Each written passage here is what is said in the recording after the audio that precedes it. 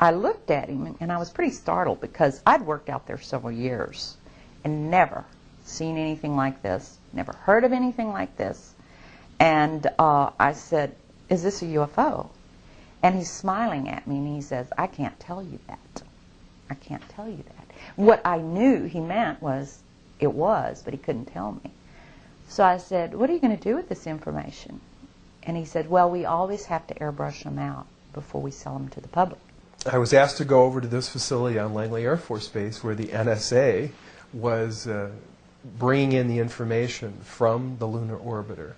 And so I packed up some tools. I went over. I went into the facility. A couple of officers took me into this hangar. It was a very large hangar. So they took me into this laboratory. I took a look at the equipment. There was an airman second class in there. I was an airman second class as well.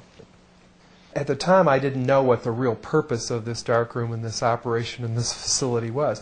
I thought this was where they were bringing the data in and then releasing the images to the public. They were doing 35mm strips of film at that time, which were then assembled into 18.5 by 11-inch mosaics, they were called. There was a digital signature and a grayscale on every 35mm strip. And those strips were from successive passes around the moon. So he was showing me how all this worked, and we walked over to one side of the lab, and he said, "By the way, we've discovered a base on the back side of the moon." And at that point, I became frightened, and I was a little terrified, thinking to myself that if anybody walks in the room now, I know we're in jeopardy, we're in trouble, because he shouldn't be giving me this information. And then he pulled out one of these mosaics and showed this base, which had geometric shapes. There were towers, there were spherical buildings, there were very tall towers, and things that looked somewhat like radar dishes, but they were large structures. If I compare it to what I'm seeing now, because I do have photographs that have artifacts in them that are similar to what I saw, they're massive. Some of the structures are, half a mile in size. So they're huge structures. Some of the buildings seem to have very reflective surfaces on them. A couple of structures that I saw reminded me of cooling towers at power generating plants. They had that sort of a shape. Some of them were just very, very straight and tall with a flat top. Some of them were round. Some of them looked like a Quonset hut, with a domed kind of, like a greenhouse. The particular shot that I saw, there were several clustered together over a landscape, a fairly large landscape. I didn't want to look at it any longer than that because I felt that my life was in jeopardy. And I knew that young fellow who was sharing this was really, really overstepping his bounds at that point. I worked there for 3 more days, and I remember going home and naively thinking, I can't wait to hear about this on the evening news. And here it is, more than 30 years later, and I hope we hear about it tonight.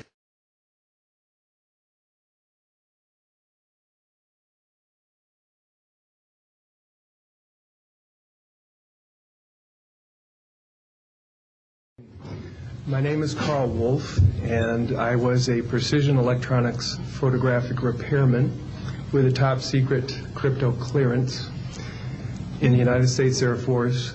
I was stationed at Langley Air Force Base in Virginia. In 1965, in mid-1965, I was loaned to the Lunar Orbiter Project at NASA on Langley Field. Dr. Colley was in charge of that project. They had problems with a piece of electronic equipment that was bottlenecking their production of photographs. I went to the facility, and when I walked into the facility, there were scientists from all over the world. I was stunned, actually, to see people at a NASA project from all over the world. It didn't make any sense to me initially. I was taken into the laboratory where the equipment was malfunctioning. I couldn't repair it in the dark. I asked to have it removed. Airman second class was in the dark room at that time. I was also an airman second class. I was interested in how the whole process functioned, how the data got from the lunar orbiter to the laboratory. Asked the young man if he described the process to me. He did. About 30 minutes into the process, he said to me, in a very distressed way, by the way, we've discovered a base on the backside of the moon. And then he proceeded to put photographs down in front of me, and clearly in these photographs were structures, mushroom-shaped buildings, spherical buildings, and towers. And at that point I was very concerned because I knew we were working on compartmentalized security. He had breached security, and I was actually frightened at that moment, and I did not question him any further. And a few moments later, someone did come into the room. I worked there for 3 more days, and I remember going home and naively thinking, I can't wait to hear about this on the evening news. And here it is, more than 30 years later, and I hope we hear about it tonight. And I will testify under oath before Congress. What about the space missions? Were UFOs never seen? Or other forms of life observed? We show you other documents, which are surprising to say the least. In 1969, Apollo 11 made the first landing on the moon. Let's listen. What is it? We have some explanation for that. We have none. Don't worry. Continue your program. Oh boy, it's really something that was fantastic here. You couldn't ever imagine this. Roger, we know about that. Could you go the other way? Go back the other way. Well, this kind of ridge, pretty spectacular. God, what is that there? That's Apollo. What the hell is that? Go Tango. Tango. There's kind of light there now. Roger, we got it. We've marked it. Lose communication. Bravo Tango. Bravo Tango. Select Jezebel. Jezebel. Yeah. But this is unbelievable. We call her off. Bravo Tango. Bravo Tango. And these are extraordinary photos of UFOs taken by US missions on the moon.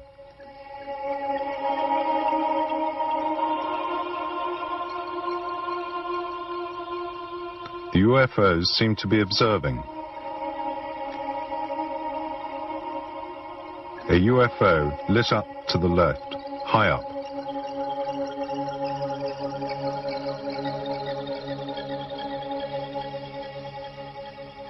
A UFO in the foreground, like those photographed on the ground at Gulf Breeze in the USA. And strange artificial traces on the moon. So there is life. This is a radio recording of the shuttle, decoded and transmitted in clear by mistake. Houston,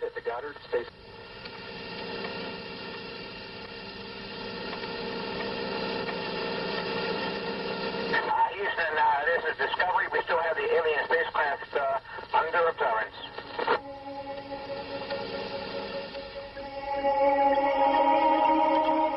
Behind the shuttle, a strange light. A mysterious object flashes by and leaves the Earth's atmosphere at extraordinary speed. A UFO or secret weapon from Star Wars?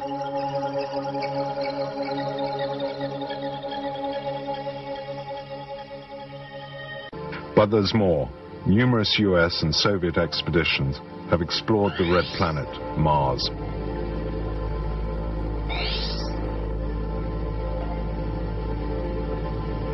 Its rugged surface makes one think of river erosion on a gigantic scale.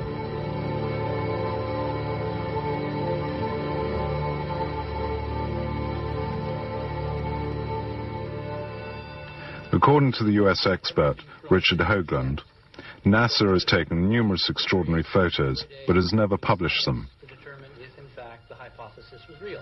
Photos of enormous face and of 3 pyramids. Is this evidence of the past?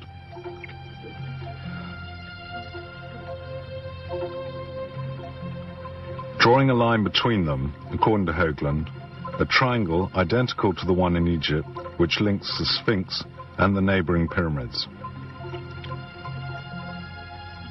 Were they therefore built by the same hand?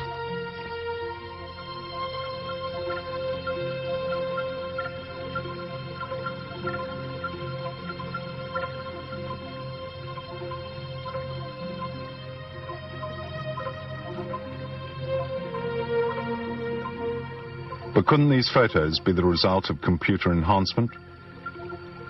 No, for many specialists they are genuine. It should be noted that all the subsequent expeditions to Mars ended in disaster. The Soviet probe Phobos, called after the moon of Mars, which seems to have a strangely empty interior, transmitted to Earth these images of a strange cigar before unexpectedly going silent forever. Was it hit or destroyed? These are the other images taken on Mars. Evidence of past life?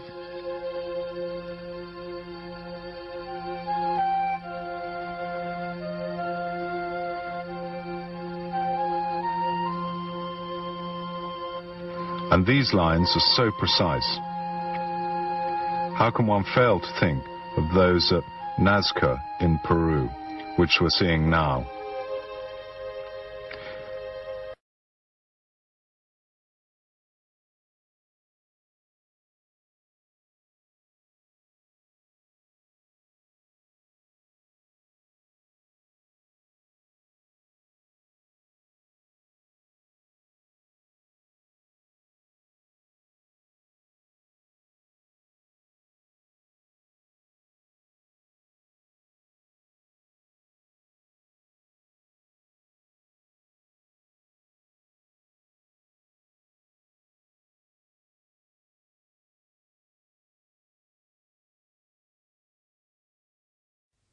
Nevertheless, there are unexplained pictures. This one shows a shadow racing across the moon's surface. And here a flash appears from a crater as an unidentified object passes overhead.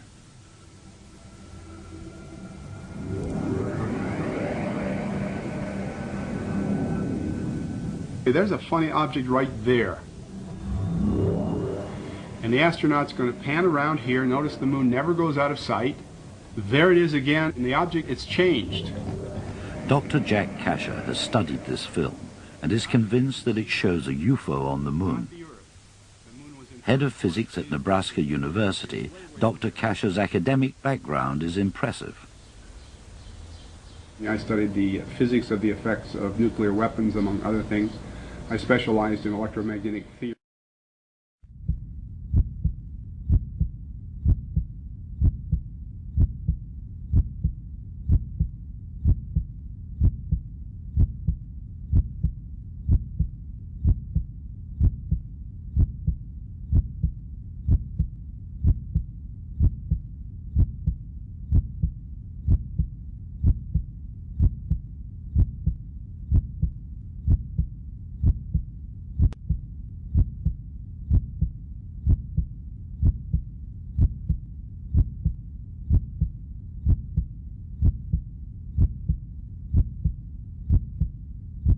It's one small step for man,